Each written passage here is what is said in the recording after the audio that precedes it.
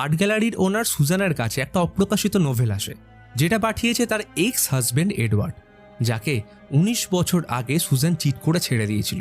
তোমরা এতদিন সিনেমায় প্রচুর ব্যর্থ প্রেমিকের রিভেঞ্জ স্টোরি দেখেছ, যেখানে হিরো মারামারি বা সবার সামনে এক্সপোজ করে বদলা নেয়। কিন্তু আজ এমন একটা ইউনিক রিভেঞ্জ স্টোরি তোমরা দেখবে যা কোনোদিনও কল্পনাও করতে পারোনি। তো আজ নিয়ে এসেছি বিতর্কিত এন্ডিং আর মাথা নষ্ট করা গল্প নিয়ে masterpiece movie nocturnal animals. Movie শুরু হয় প্রদর্শনীতে কিছু মোটা নগ্ন মহিলাদের নাচ দেখিয়ে।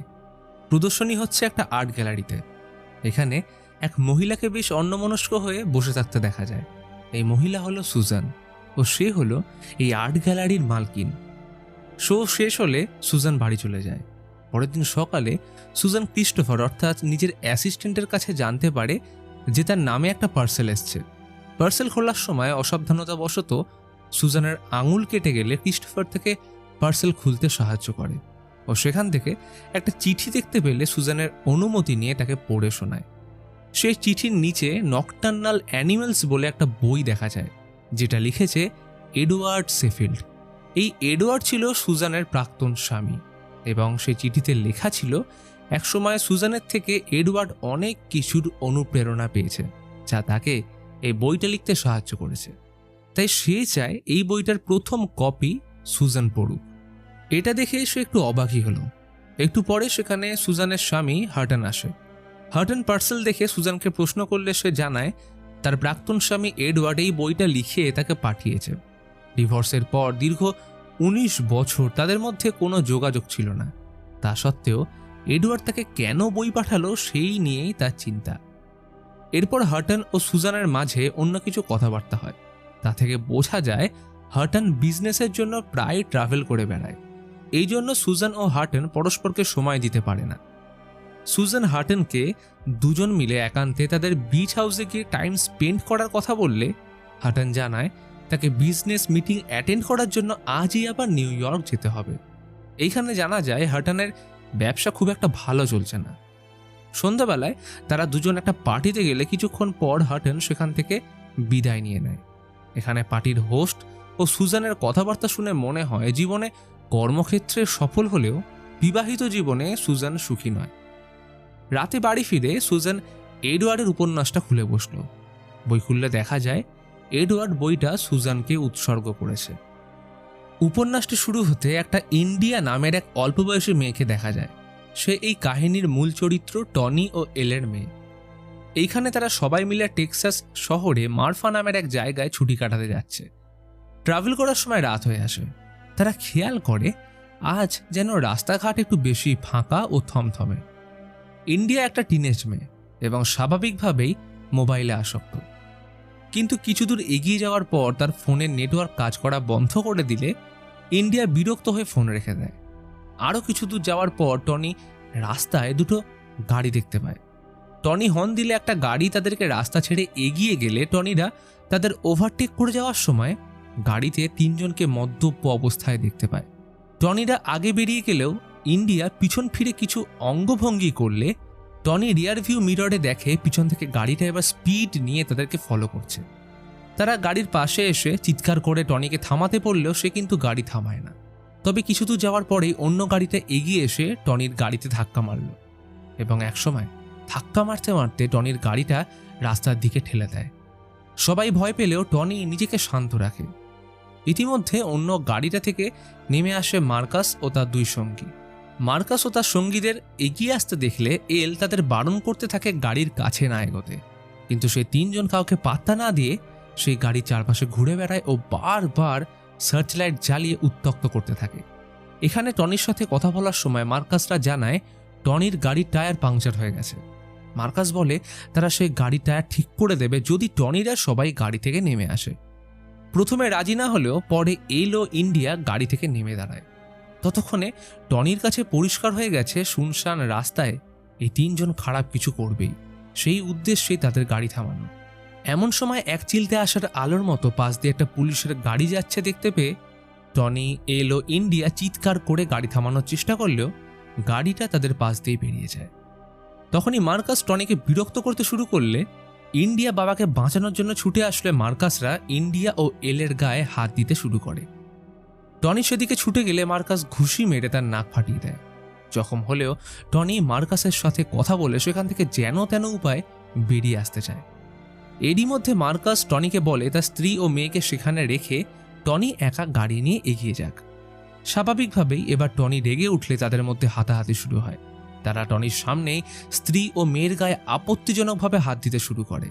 এক পর্যায়ে এল ও ইন্ডিয়া ছুটে গিয়ে তাদের গাড়ির ভিতর ঢুকে পড়লে মার্কাস ও তার এক সঙ্গী মিলে জবরদস্তি সেই গাড়িতে উঠে পড়ে এবং এল ও ইন্ডিয়াকে নিয়ে গাড়ি ড্রাইভ করে বেরিয়ে যায়।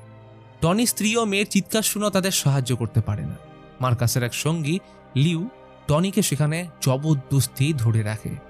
এতটা পড়ার পরে সুজান বেশ চঞ্চল হয়ে পড়লে বইটা রেখে স্বামীকে ফোন করে।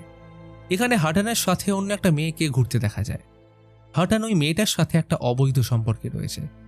যখন হাটান এবং সেই মেয়েটা লিফটে করে যাচ্ছিল তখন লিফটম্যান মেয়েটিকে ম্যাডাম বলে ডেকে উঠলে সুজান তা শুনতে পায় ও বুঝতে পারে তার স্বামীর সঙ্গে সেখানে অন্য কেউ উপস্থিত আছে। ফোন কেটে দিয়ে সুজান আপসেট হয়ে পড়ল।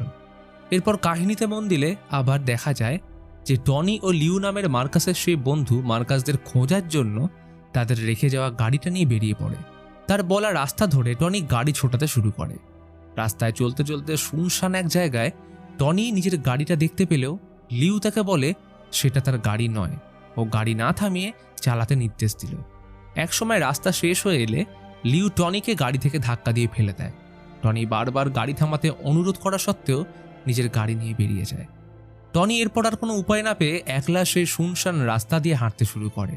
হাঁটতে হাঁটতে টনি পিছন থেকে গাড়ি আসার শব্দ শুনতে পেয়ে দেখে মার্কাস এবং লিউ তাকে সেখানে খুঁজতে এসছে। টনি শুনতে পায় মার্কাস লিউকে জিজ্ঞেসও করছে কিভাবে সে টনিকে এইখানে একলা ছেড়ে গেছে। টনি তাদেরকে দেখে পাথরের আড়ালে লুকিয়ে পড়ল। লিউ তাকে খোঁজার উদ্দেশ্যে তার বউ ও মেয়ের কথা বলে ব্ল্যাকমেল করে বাইরে আনার চেষ্টা করলেও টনি সেখানেই লুকিয়ে থাকে। তাকে না পেয়ে কিছুক্ষণ পর মার্কাসরা তাই সেখান থেকে চলে যায়। এরপর কালো রাত একসময় শেষ হয় ও সকালের প্রথম আলো ফুটলে দেখা যায় টনি হেঁটে চলেছে। হাঁটতে হাঁটতে টনি চওড়া রাস্তা দেখতে পেয়ে সেখানে উঠে এসে একটা পুরনো বাড়িতে গিয়ে টেলিফোন ব্যবহার করে পুলিশে খবর দেয়। পুলিশের সাথে যোগাযোগ হলে তারা বলে এমন অবস্থায় তাড়াতাড়ি কিছু হবার আশা না করতে। অতঃপর পুলিশ স্টেশনের এক কাছের মোটেলে টনি ঘর নেয়।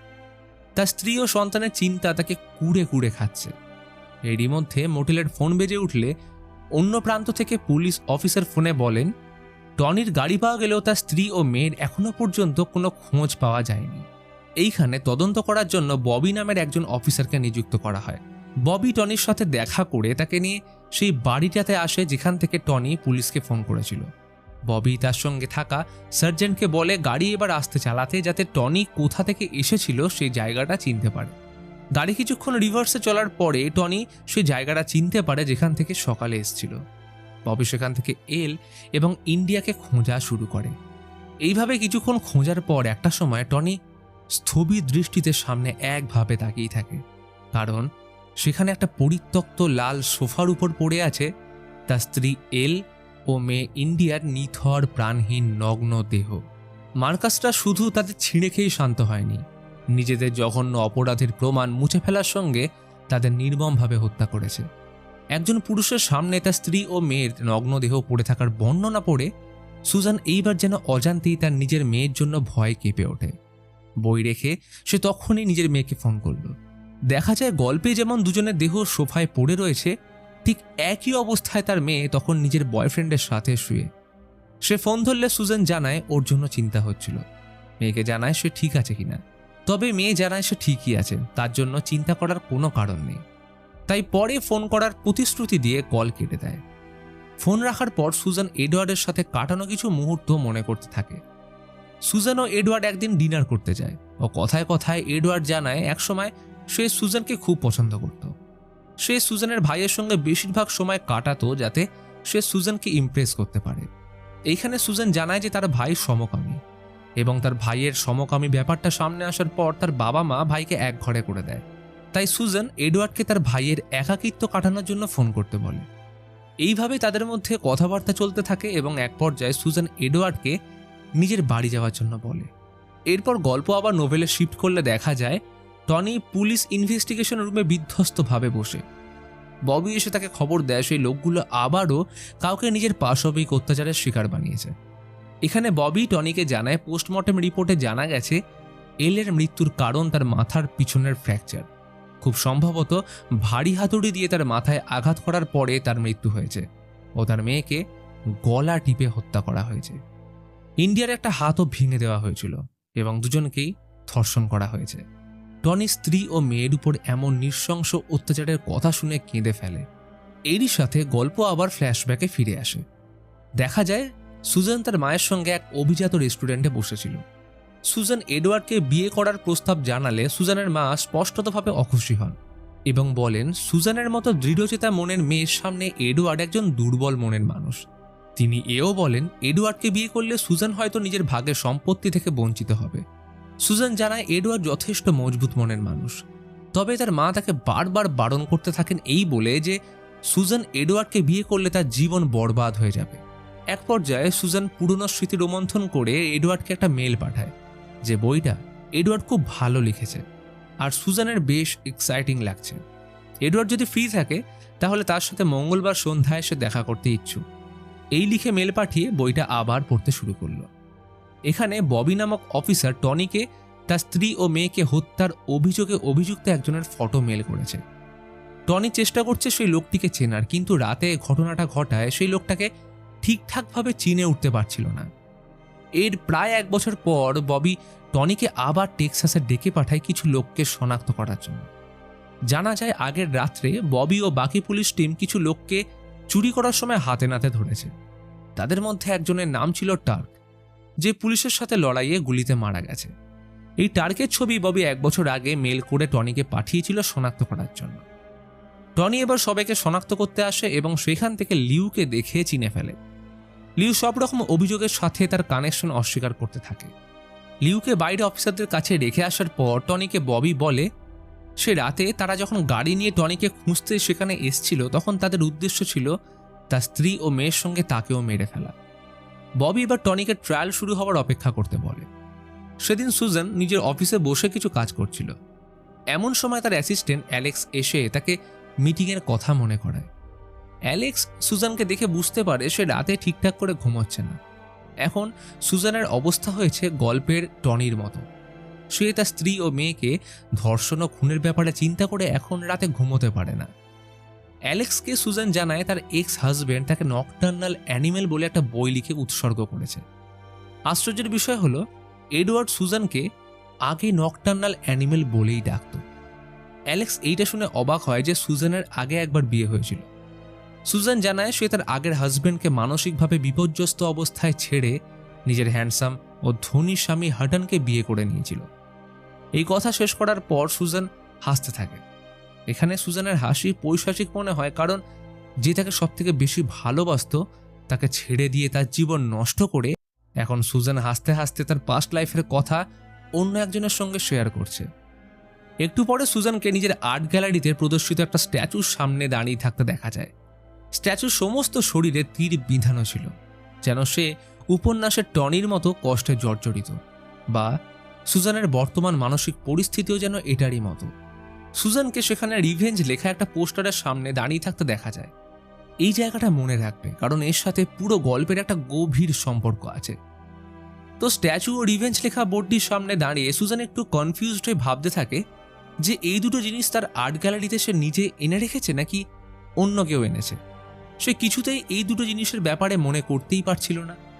সে উপন্যাস পড়তে পড়তে এতটাই তার ভিতরে সম্পৃক্ত হয়ে গেছিল যে যখন তার এক সহকর্মী তার ছোট্ট শিশুকে লাইভ ক্যামেরায় সুজানকে দেখতে দেয়, সুজান যেন হঠাৎই দেখতে পায় মার্কাস নামের সেই লোকটা বাচ্চাটার ক্রিবের কাছে দাঁড়িয়ে আছে। সুজান চমকে গিয়ে হাত থেকে ফোনটা তখন ফেলে দেয়। সহকর্মী বুঝতে পারে সুজানের মানসিক অবস্থা ঠিক নেই। নিজের গ্যালারির মিটিং শেষ করে সুজান তাই বাড়ি চলে আসে। এখন এই উপন্যাসে আগে কি হলো তা জানার জন্য সে উদ্গ্রীব হয়ে উঠেছে। সে অধীর আগ্রহে অপেক্ষা করছে টনি কি শেষমেশ মার্কাসকে ধরতে পেরেছিল। তাই এখানে সে আবার উপন্যাসের পাতা খুলে বসে। দেখা যায় ববি এবার টনিকে সঙ্গে করে মার্কাস যেখানে ছিল সেখানে নিয়ে গেছে এবং সেখান থেকে মার্কাসকে ধরে তারা গাড়িতে তুলল। গাড়িতে যেতে যেতে ববি মার্কাসকে বলে তার সব দোষ স্বীকার করতে। যেহেতু মার্কাসের হাতের ছাপ গাড়িতে কোথাও পাওয়া যায়নি, তাই প্রমাণ না থাকায় ববি তাকে আইনত গ্রেপ্তার করতে পারছিল না। মার্কাস বুঝতে পারে তার বিরুদ্ধে কোনো প্রমাণ এদের কাছে নেই, তাই সে অনবরত নিজের সমস্ত দোষ অস্বীকার করতে থাকে। এখানে মার্কাসকে টনিরা সেই পুরনো পরিত্যক্ত বাড়িতে নিয়ে আসে, যেখানে মার্কাস ও তার সঙ্গীরা টনির স্ত্রী ও মেয়েকে ধর্ষণ করে মেরে ফেলেছিল। টনি এখানে মার্কাসকে অনুরোধ করে সেদিনে কি হয়েছিল তা খুলে বলার জন্য। মার্কাস তাও সব অস্বীকার করতে থাকলে খুব রেগে গিয়ে মার্কাসের উপর রেগে চিৎকার করে তাকে সব দোষ স্বীকার করতে বলে। হতাশায় ও রাগে টনির চোখ দিয়ে জল বেরিয়ে আসে এবং সে মার্কাসকে জোরে একটা ঘুষি মেরে ফেলে দেয়। গল্পের এই জায়গাটুকু পড়া হলে সুজান আবার ফ্ল্যাশব্যাকে চলে যায়। এখানে সুজানের মায়ের কথা সত্যি বলে প্রমাণিত হচ্ছিল। সুজান এডওয়ার্ডের সঙ্গে ভালো থাকার চেষ্টা করেও থাকতে পারছিল না। ইতিমধ্যে তার হাটানের সঙ্গে একটা অবৈধ সম্পর্ক তৈরি হয়েছে। একদিন এডওয়ার্ড ও হাটানের মাঝখানে সে হাটানকেই বেছে নেয় এবং এডওয়ার্ডকে নিজের থেকে দূরে চলে যাবার কথা বলে। এখানে এডওয়ার্ড স্পষ্ট বুঝতে পারে সুজান এখন আর তার নেই। সুজানের জীবনে এখন এডওয়ার্ড বলতে গেলে মূল্যহীন। গল্প এরপর আবার উপন্যাসে ফিরে আসে। টনিকে ববি বলছে উপযুক্ত প্রমাণ না পাওয়ায় আদালত মার্কাসকে ছেড়ে দিয়েছে। ববি টনিকে বলে আইন শৃঙ্খলা রক্ষা করে চলতে গেলে মার্কাসের মতো লোকদের কখনোই শাস্তি দেওয়া যাবে না, তাই কিছু ক্ষেত্রে আইন ভাঙলে তবেই নরপশুদের শাস্তি দেওয়া যায়। ববি টনিকে জিজ্ঞেস করে আইনের পথে না হেঁটে সে তার স্ত্রী ও মেয়ের হত্যাকারীকে শাস্তি দিতে চায় কিনা। টনি অবাক হয়ে ভাবে এটা কি করে সম্ভব। ববি তখন জানায় সে টনির হয়ে মার্কাসের উপর প্রতিশোধ নেবে। ববি এও জানায় তার ফুসফুসে ক্যান্সার ধরা পড়েছে আর সে বেশি দিন বাঁচবে না, তাই মারা যাওয়ার আগে মার্কাসকে হত্যা করে গেলে তার আত্মা এই ভেবে অন্তত শান্তি পাবে যে এই দুনিয়া থেকে সে একটা নরপিশাচকে কম করতে পেরেছে। ববি আবার মার্কাসকে একটা বার থেকে ধরে নিয়ে আসে এবং সেখানে লিউকেও আনা হয়। এখানে টনির হাতে ববি তার পিস্তলটা দিয়ে বলে যদি এবারে তারা তাদের দোষ স্বীকার না করে তাহলে সোজা গুলি চালিয়ে মেরে ফেলতে। কিন্তু ফুসফুসে ক্যান্সার হওয়ার দরুন ববির শরীর খারাপ হতে শুরু করলে সেখান থেকে সে টয়লেটে চলে যায়। আর তখনই সুযোগ কাজে লাগিয়ে মার্কাস ও লিউ সেখান থেকে পালাতে চায়। মার্কাস পালাতে সক্ষম হলেও ববি ঠিক সময় সেখানে এসে পড়ে এবং টনির হাত থেকে পিস্তল নিয়ে লিউয়ের দিকে গুলি চালিয়ে দিলে ঘটনাস্থলেই লিউ মারা যায়। এতটা পড়ে সুজান আবার চমকে ওঠে। এইখানে সুজানের মনে পড়ে যায় হাটানের সাথে সম্পর্কে থাকাকালীন সুজান জানতে পারে সে এডওয়ার্ডের সন্তানের মা হতে চলেছে। তার নতুন জীবনে পুরনো সম্পর্কে ছায়া যাতে না পড়ে সেই জন্য সুজান বাচ্চাটাকে নষ্ট করে দেয়। ক্লিনিক থেকে বেরোনোর পর সুজান ও হাটান এডওয়ার্ডকে তাদের সামনে দাঁড়িয়ে থাকতে দেখে। এডওয়ার্ড সেদিন সুজানের এই পাশবিক মানসিকতা দেখে পাথর হয়ে গেছিল। এক অনাগত সন্তান যা কিনা এডওয়ার্ড ও সুজানের ভালোবাসার চিহ্ন, তাকে এত নির্মমভাবে সরিয়ে ফেলতে সুজান দুবারও ভাবল না। এডওয়ার্ডের ভেঙে পড়া চেহারা দেখে বোঝা যায় জীবন থেকে একের পর এক আঘাত সইতে সইতে সে ভেঙে পড়েছে। সে আর কাছের মানুষগুলোর থেকে বিশ্বাসঘাতকতা সইতে পারছে না। আর সেদিন থেকেই এডওয়ার্ড সুজানকে ঘৃণা করতে শুরু করে। ইতিমধ্যে সুজান উপন্যাসটির শেষ অংশে পৌঁছয়। সে উদ্গ্রীব হয়ে আছে টনির শেষ পর্যন্ত কি হলো জানার জন্য। দেখা যায় ববি টনিকে নিজের পিস্তল দিয়ে বলে মার্কাসের পিছনে যেতে। টনি তার কথা মতো আবার একবার পুরনো পরিত্যক্ত বাড়িতে ফিরে এসে মার্কাসকে দেখতে পায়। মার্কাস টনিকে দেখে বুঝতে পারে এইবার সে একাই এসছে। ববিকে সেখানে দেখতে না পেয়ে এবারে মার্কাস টনির কাছে নিজের অপরাধ তাই স্বীকার করে। অপরাধ স্বীকার করার সময় তার মুখে ফুটে উঠেছিল এক পৈশাচিক হাসি। এখানে মার্কাস টনিকে বলে সে একজন দুর্বল মানুষ, আর এতটাই দুর্বল যে তার পিস্তল ধরে থাকা হাত রীতিমতো থরথর করে কাঁপছে, এবং এই দুর্বলতার জন্যই তো সেদিন নিজের স্ত্রী ও মেয়েকে সে বাঁচাতে পারেনি। মার্কাসের প্রতিটা কথা এডওয়ার্ডের মনে বুলেটের মতো আঘাত করছিল, তাই টনি উত্তেজিত হয়ে মার্কাসকে বুকে গুলি চালিয়ে দেয়। কিন্তু মার্কাস আহত হওয়ার পরেও একটা রড নিয়ে টনির মুখের উপর হামলা চালিয়ে দিলে কিছুক্ষণের জন্য জ্ঞান হারায়।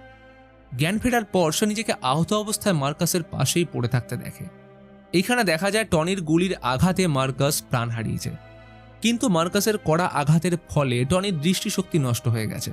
টনি কোনো রকমে বাইরে বেরিয়ে আসে এবং চলতে চলতে হোঁচট খেয়ে এক জায়গায় পড়ে যেতেই টনির হাতের আঙুল পিস্তলের ট্রিগারে থাকার ফলে পিস্তল থেকে আরেকটা গুলি চলে এবং সেটা সোজা গিয়ে টনির পেটে লাগলে টনিও সেখানেই মারা যায়। গল্পটা পড়া শেষ করে সুজান কেমন যেন একটা হয়ে পড়ে। বইটা পড়ার পর বুঝতে পারছে সে কত বড় ভুল করেছে। সে সিদ্ধান্ত নেয় এডওয়ার্ডের সঙ্গে করা ভুলের প্রায়শ্চিত্ত করার জন্য সে আবার এডওয়ার্ডের কাছে ফিরে যাবে। এখন তো এডওয়ার্ড যথেষ্ট মানসিকভাবে দৃঢ় সংকল্প মানুষ, টাকা পয়সা কোনো দিক থেকেই তার কোনো খামতি নেই। এইসব ভাবতে সুজান এডওয়ার্ডের থেকে মেলের রিপ্লাই পায়, যেখানে এডওয়ার্ড কখন কোথায় দেখা করতে হবে সেটা জানিয়েছে। এই মেল দেখে নিজের অজান্তেই অনেকদিন পর সুজান একটু খুশি হয়। তাই মিটআপের দিন একটা সুন্দর সবুজ রঙের ড্রেস পরে সে পৌঁছে যায় এক অভিজাত রেস্তোরাঁয় এডওয়ার্ডের সঙ্গে দেখা করতে। তবে অনেকক্ষণ অপেক্ষা করার পরেও এডওয়ার্ড কিন্তু সেখানে আসে না। একসময় রেস্তোরাঁ খালি হয়ে যায়।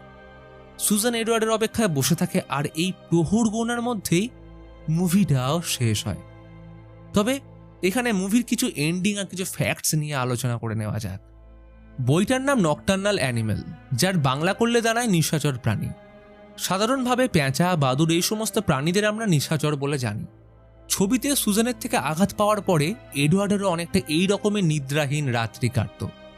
গল্প যেহেতু তাদের তিনজনকে নিয়ে, অর্থাৎ এডওয়ার্ড, সুজান ও টনির চারপাশে আবর্তিত হয়েছে, তাই তাদের উপর ভিত্তি করে এই উপন্যাসের নামকরণ করা হয়েছে নকটার্নাল অ্যানিমেল। এই মুভিতে রোম্যান্টিক ও ক্রাইম অ্যাঙ্গেলের পারফেক্ট সমন্বয় ঘটেছে, যার ফলে এটাকে মাস্টারপিস মুভি বলা হয়।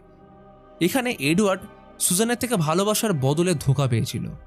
শান্ত স্বভাবের মানুষটার স্বপ্ন ছিল নিজের স্ত্রী সন্তানকে নিয়ে সুখে জীবনযাপন করা। গল্পের টনিরও কিন্তু অনেকটা এই রকমই স্বপ্ন ছিল, কিন্তু বাস্তবের এডওয়ার্ড ও গল্পের টনির দুনিয়া একইভাবে কিছু বাইরের লোকের আগমনে ছাড়খাড় হয়ে যায়।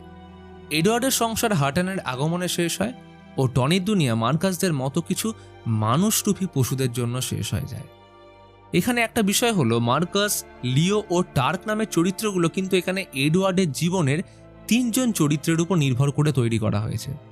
যেমন মার্কাস হলো এডওয়ার্ডের শাশুড়ির চরিত্র, যিনি অনবরত নিজের মেয়ের মন এডওয়ার্ডের বিরুদ্ধে ধীরে ধীরে বিষিয়ে তুলছিলেন।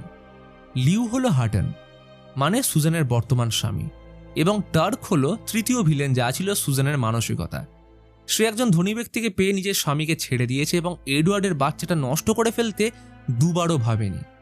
সুজান এডওয়ার্ডকে ছেড়ে দেওয়ার পর তার যেরকম মানসিক অবস্থা হয়েছিল, ঠিক একই রকম যন্ত্রণার ভিতর দিয়ে এখন সুজান যাচ্ছে, কারণ তার স্বামীও এখন তাকে ছেড়ে একটা অবৈধ সম্পর্কে জড়িয়ে পড়েছে।